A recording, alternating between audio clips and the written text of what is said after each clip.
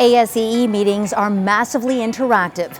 There are so many great tools here to make learning feel more tactile or immersive.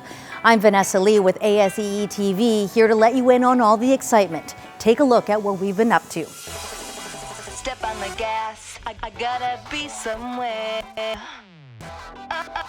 Tell us, what's the challenge this year? This year, it's hockey.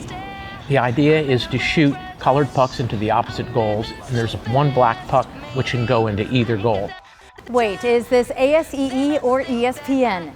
Tune in for our exclusive coverage of this year's two-year college division model design competition.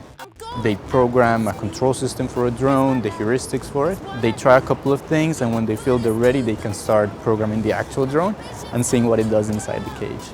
Catch some more feats of robotic prowess in MathWorks mini drone competition. This project is aimed to help students in less fortunate high schools in the CPS Chicagoland area, so CPS high schools. And if you'd prefer to pass the time the old-fashioned way, learn about how two students developed a card game centered around energy grids. This is just a small slice of what you'll find at an ASEE meeting.